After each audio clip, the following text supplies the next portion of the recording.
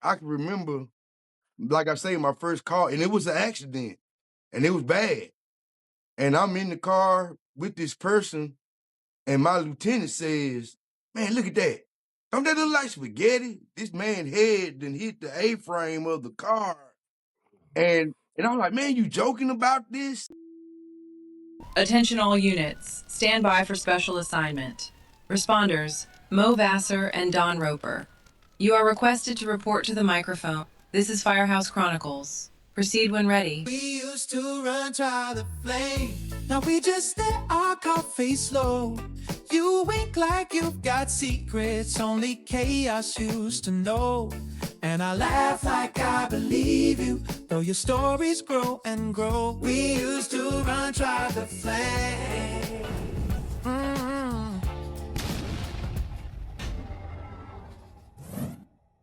And welcome to the Firehouse Chronicles. I'm retired Fire Captain Maurice Vassar, and this is my co-host, retired Fire Lieutenant and Fire Instructor Don Roper. And we've got something special for you today. Don, who's our guest today? We have a special guest from Hattiesburg, Mississippi. I had the pleasure of getting to know him during Hurricane Katrina. We were sent down there to help them out for 3 weeks. Actually, it was end up 2 weeks. His name is Cecil Allen, and he's a retired fire lieutenant. He was a FAO, a driver, and he retired after 25 years in Hattiesburg, Mississippi. Then he went to NASA, but we're going to let him tell us all about those things and other things, and we'll have some questions in that regard. So without further delay, we'll turn things over to Cecil Allen. And glad to be here, man. And y'all have me on your podcast, man. I really like what y'all doing with this, and I've got to watch several of the episodes, and I'm liking it. I even told some of my friends about it and sent them the link. Now I don't know if they watching it, but they need to if they ain't. I agree. So how long were you fighting fires before you retired, Cecil? 25 years. I did 25 years in Hattiesburg, and I was lieutenant for 4 years. But I was pretty much an engineer, probably 10 years engineer there, and which down here in Hattiesburg, I don't know how y'all do it in Cincinnati. It's kind of a dual role in Hattiesburg is where if I lieutenant off, the engineer steps up into the lieutenant spot. So you kind of get the best of both worlds. You get to drive the truck, and when you're lieutenant off, you get to move up and sit in his seat and run the station. Okay. So I've never been to Hattiesburg. How big a city we talking? How big is Hattiesburg? Hattiesburg's about 50,000 people. Okay. At the time when Don was here, we only had 8 stations. I think now we just got 9 since he's been gone. So it's very small city, but we have a lot of calls, medical calls, and at the time we used to have a lot of house fires. Don't really get that many now. I really don't know what they do now since I retired. Yeah. How long have you been retired now? How long have you been retired? 4 years now. Yeah, 4 years. Time flies by when you're gone. Yeah. You miss it? I miss the people. Yeah. I miss the people which I retired from one place and went to NASA. Now I work for the government down at the Stennis Space Center where they test all the rocket engines at. Oh, okay. So I went from a high volume call to no calls. Are you like a fire? Yeah, I'm a fireman. I'm a fireman there. It's really a inspector job is what it is. We're more on the prevention side down there. We do a lot of hot works, building inspections, and what have you like that. Are you able, or are you assigned to a fire company that you can actually make a fire? Like yes. NASA's premises? Oh yes. Yes, we have 2 engines, and it's a crew of 7 people that's down there on the fire department. We only have 2 shifts, a A shift and a B shift. What are the hours for that? 24. We work 24 on and 24 off. So how close have you gotten to the spaceships down there? Well, the actual engines, we actually got to touch and go inside the actual engine, the Artemis, the one that just went to the moon. Really? Get out of town. Really?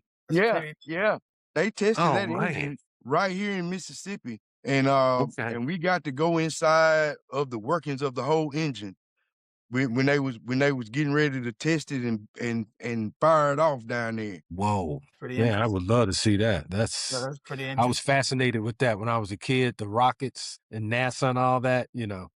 it was just very interesting. So what Yeah. about you? Did you follow that stuff as a kid, the Oh yeah. astronauts and all that kind of Oh stuff? yeah.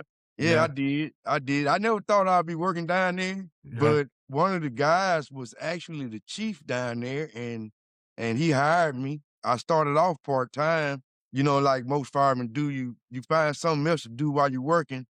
Mm-hmm. I mainly worked on weekends and what have you. And a spot came open, and that what led me to actually retire. I was like, man, I'm gonna go ahead and retire and go down here and make this.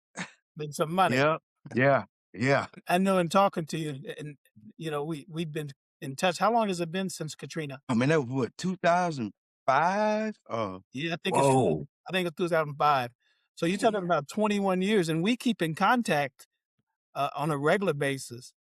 Right, right. You And, said, that's one of the things that I was telling you, man. I said, you meet so many people in the fire service that leaves, a lasting impression on you. And Rope was one of those guys that came from Cincinnati.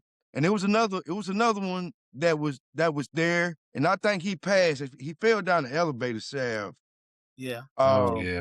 Earl Gordon. he came down and he used to call me Rooftop because when he was down here, we scared of heights down here. Y'all got high rises. We don't have that down here in Mississippi. I know we call you So Rooftop. They only got a single story house, and he was scared to get on the roof, so they call him Rooftop. they call me Rooftop. I say, hey, hold on now. Y'all they were walking like cats up there on the roof, and I'm up there. Hold on, y'all moving too fast.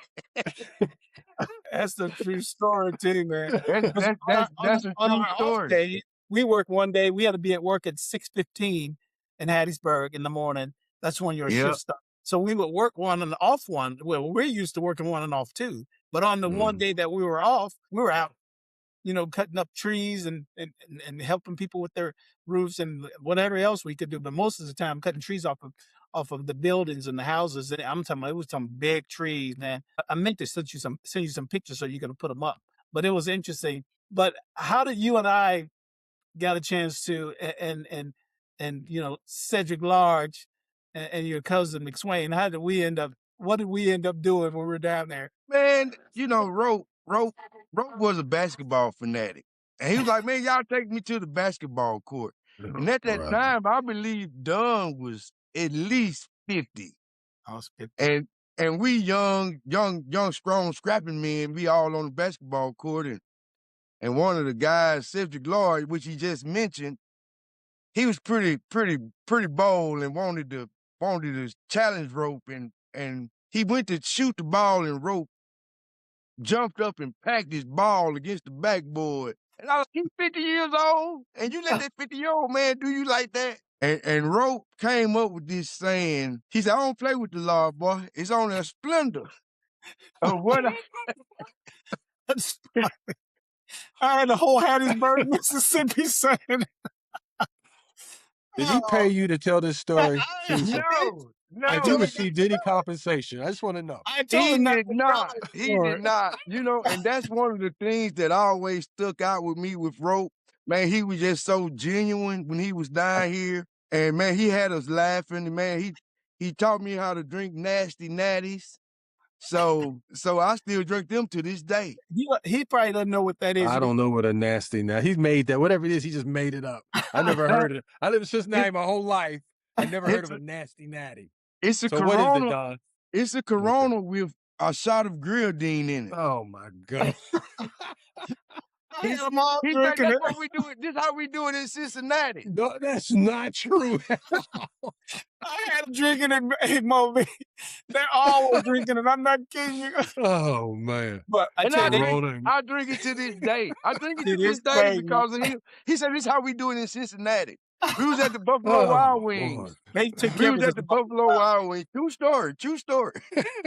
It's a true story, man. Okay, I have to try me a nasty natty. Maybe I learned something today. I need grenadine. But we had a chance to make a couple fire runs down there too, man. I Yeah. thought that was pretty I interesting. mean, man. And lo and behold, man, they they- let us ride in charge as lieutenants. And these yeah? guys, we didn't know where we're going, but they They'd hooked us up, and their fire department was separate from their ambulance service. Right, You Okay, would so you right, had to separate call an between ambulance in Yep, if right, you and needed one. dispatched. They'll be right. dispatched. One of the craziest thing about Hattiesburg, they only had a small company. The run would come in, and they didn't actually know if they had to run or not because they didn't know if it was for the ambulance or it was in another area or what. And we didn't know. They didn't know what ambulance was coming with them. It was different. We had to listen to the Right. radio. They didn't have what we have, like Right. the Zetron and all Correct. that. They didn't have. Mhm. He's Had to totally listen to the correct on radio. that. Oh, yeah? Everybody Is had it a like radio. is Like it y'all are required to be EMTs and paramedics. right. We don't have to be EMT and paramedics. If you want it, you can get it. You know, they give you a little bump in the pay if you do get it. Mhm. And I was actually EMT uh while I was there. But a lot of times we beat the ambulance service there because it's privately owned. And Right. so we had no med control, no anything. So we would actually wait on the paramedics on the ambulance to get there to do what they had to do. We just pretty much just put a Band-Aid on the wound until they got there. Right. Just yeah, that's pretty much all we did. Gotta make do. And when we were there, Well, none of them were medics or EMTs. None of that us. is that's No. now see when we got hired back in '84, that's how Cincinnati was. No, those guys weren't. They were just They wasn't even, they first. were grandfathered in. They didn't have First to go to responders. Right. school. Right. They was just first responders. So and then as time went on, they made I think in our class they made Our all whole of us class. become Yeah, if you weren't medic, EMTs. they had to make all of us. Right. And now don't they make you become a paramedic, Don, on I Cincinnati? don't think they make you They're become a not medic. make you. No, Okay. I don't think so. But that was an evolution because some of the old guys didn't want to do it, and they just Right. stayed like non-EMTs, until they retired. We Because they made didn't, runs with guys on yeah, our companies weren't EMTs. right. They didn't have any idea. They give you bad advice. Just put some water on it. Just Yeah, oh yeah. tell him to walk it off. Yeah, yeah, What are you talking about? yeah, yeah. So, I know. well, we do ask people about the run or runs that they'll never forget. And that's what the Firehouse Chronicles is all about. So now, Cecil, not only am I going to ask you that, I'm also going to want a rocket or NASA story out of you. If you got one, I would love it. But what run have you made that sticks in your mind that you'll never forget? I would say my first run as being an officer with the fire department. I was at Station 3 where Don and them had the pleasure of staying at during Katrina, and I was just newly promoted to engineer, and my lieutenant was off. So, like I said before earlier, us as engineers got to move up in the lieutenant seat if the lieutenant's Mhm. off. So Okay. I'm in charge of the station that day, and it's just normal day, nothing really going on, slow.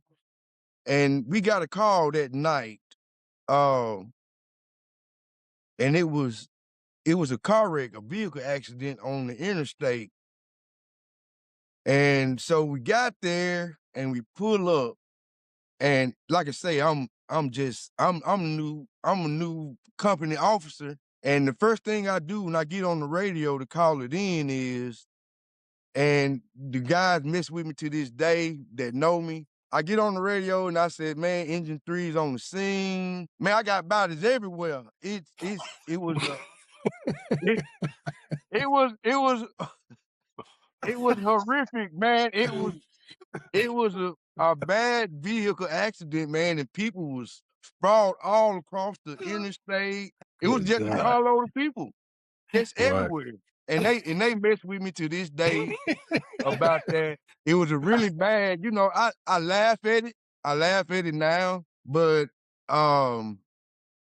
it's one of those things that always just sticks in my mind how bad it could really get. Yeah. Um, 'Cause I can remember my first call as a fireman. I was at a busy station when I first got on with Hattiesburg, and I had a group of lieutenants that made fun of everything, and and they said, "You got to have tough skin to be in this job," and, Yeah. I can remember, like I say, my first call, and it was an accident, and it was bad. And I'm in the car with this person, and my lieutenant says, "Man, look at that. Don't that look like spaghetti?" This man's head then hit the A-frame of the car. And I was like, "Man, you joking about this?" You know?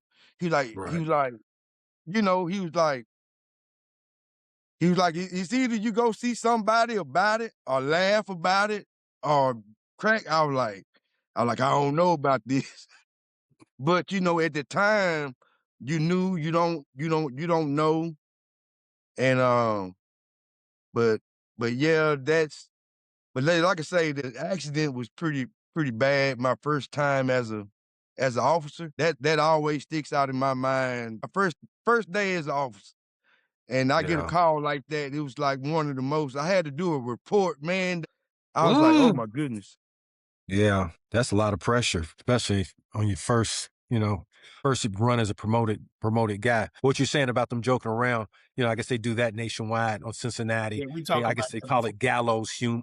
And I get it. I'm sure I've done it myself, but there is a line there. You know what I'm saying? There's a Right. line sometimes. It's like you don't want to be like disrespecting somebody in that situation. Yeah. Yeah. You don't want to like just crawl up and cry.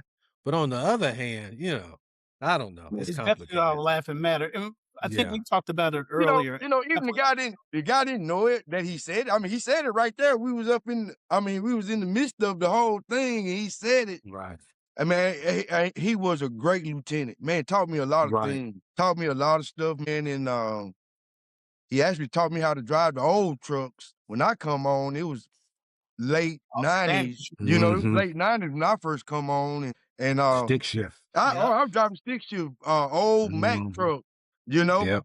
he said, "This your truck. You check this truck every day." And man, I was the best driver on that department because of that. I felt I was. Yep, I felt I That's what was. counts. Yeah, Yep, that's what counts. And yep. Confidence. what Cecil, what type of impact did that first run have on you? Since you remember that been years ago, did it cause you to have any, you know, like sleepless nights, any problems that you No, it suffered or you it it, brought it up it memory? actually didn't. It actually didn't.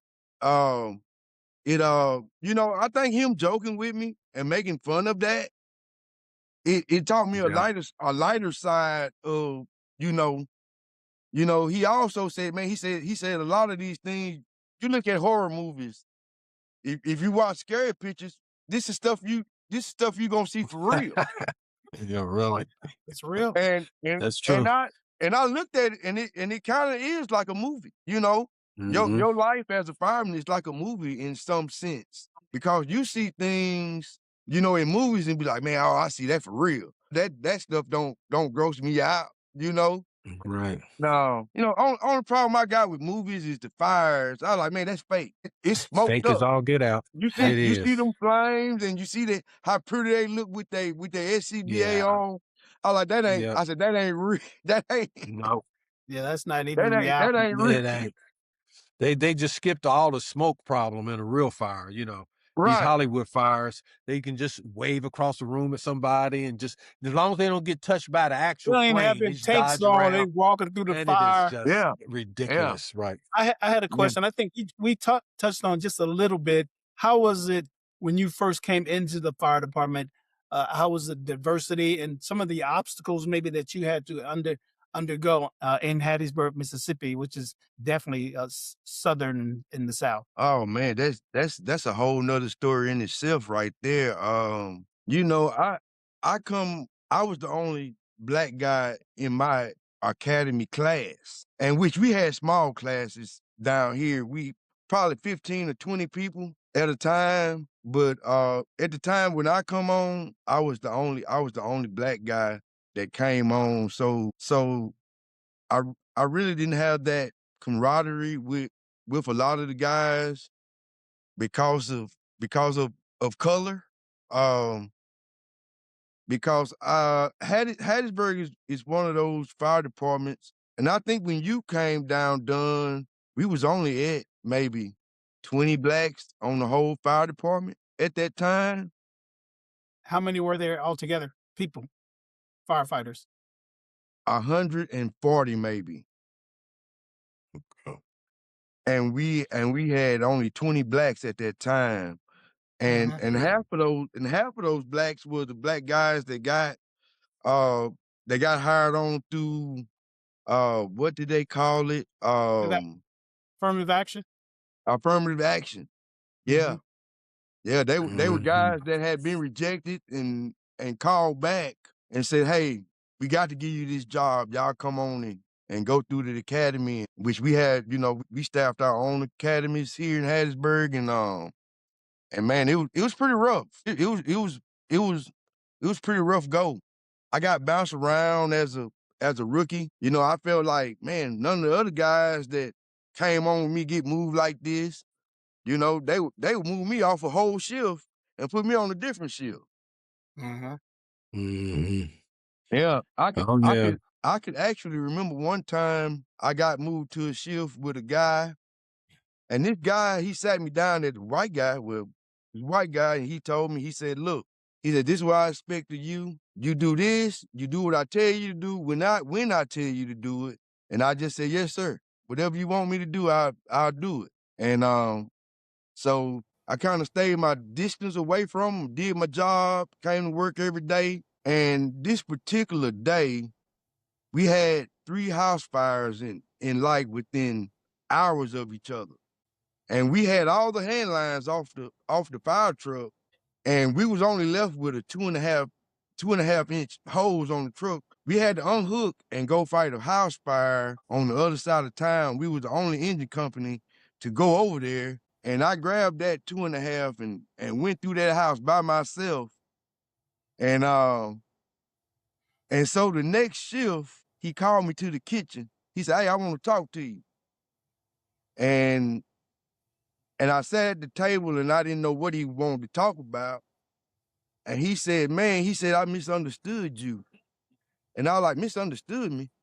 He said, "Yeah," he said, "some people told me some stuff about you that wasn't true."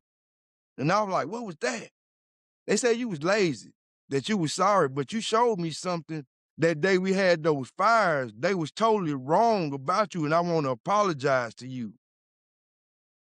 And I was like, wow, I really didn't even know these guys were talking about me like that, you know? Right. Yep. You know? But Yeah. they got better. But it did. It got better. Man, I could tell you stories like that all day where like I said, I was the only black in the academy. We used to jog through the neighborhood where the academy was at. We would jog probably 5 to 8 miles a day, and we would jog through the neighborhood, and the neighborhood where we was at was mostly black people. And the black people would see me jogging with all these guys and was like, "Man, go ahead, brother, go ahead. Y'all, you could do it." They was That's giving pretty me good. they was giving me encouragement, and those guys changed the route because they didn't want anybody encouraging me. Get out of town. No, That's That's just Mississippi ignorant. City, I'm brother. That's ignorant. That really is. and that was it's sad to say this, like I say, this is the late 90s, early 2000, and you still had that mentality, you know. Mhm. Why Yeah. why are we going through this at this day and time? You know? Mhm. Well, guess what? You Yeah. made a difference. You made a difference, But and look where you're at today. Maurice oh, wanted to hear a story from Nassau, so tell your stories about Nassau oh man, let me see or now. I'm NASA. trying to see if this get published, I don't know, they might come fire me. Well, Well, you just can't switch tell any around a top few secret, facts. We top don't want you secret to get in information. trouble. But Exactly. anything you Oh can man. tell us about a rocket ship, yeah, let's hear that. Man, well, as you know, NASA is a very diverse site down there. They have a lot of companies. I'm not gonna mention any companies. Okay. They do a lot of testing down there, of engines for rockets and all kinds of things. We've had some that blow up, but Well, but but but we don't actually fight the fires. They go out themselves. So uh-huh. So we fight a lot of grass fires. That's what we fight. A lot of grass fires down there. Is that They because they stuff they set some. explodes and get on the grass? Yeah. Why do you fight grass fires? Well, we got to put the grass fires out. you won't have no forest fires. I'm saying what causes the grass fires? Oh, when they do the engine testing, That's what I was saying. Yeah. yeah, flame Uh, from the engine testing. Yeah. well. Is that kind of, do they try to keep that a secret when one fails? Like if something blow up, they tell you how to keep it a secret, or No, does they don't. everybody hear it blow up? They don't. Okay. They hear about it, but they ain't gonna. They Okay. ain't gonna. They don't broadcast it. They don't give You no know. detail. You know. Uh-huh. You know that their thing is they want it to blow up, so they'll know it'll fail. If it fail there, it ain't gonna fail when it actually goes up in Right. the right. In Right. space. Yeah, that does make sense. So it blowing up means it's doing what it's supposed to do. Mm-hmm. I feel you. Yeah. Well, That's the cement man too. He does concrete on the side. man, you jack all trades, huh? All Fire, trades. cement, rockets, all of it. Well, Yeah. Cecil, we've about hit the end of our road. We appreciate you visiting the Firehouse Chronicles and sharing your stories and background. And I know we all could talk for another 3 hours. Easy. But we'll save it for another day. If you're watching the Firehouse Chronicles right now and you have a story, an event, a memory, hit us up in the comments. Hit us with an email. We'd love to get you on the Firehouse Chronicles and tell the world about the things that you went through. And what do you think about that, Uncle Donald? I think that's a wonderful thing. And another, just a final comment, it just shows how the international brotherhood throughout the country, throughout the world, that we can still talk about almost the exact same thing in the fire department. Some of the experiences and some of the challenges that we undergo, everybody undergoes those things, no matter what nation you live in, what country, what ethnic background you are. So as Captain Vassar, Cecil, we appreciate you being on. We say like, subscribe, and hit that notification button, and continue to watch. Man, thank y'all for having me. Thanks, bro. Thank you, Cecil. Hey, don't hang up.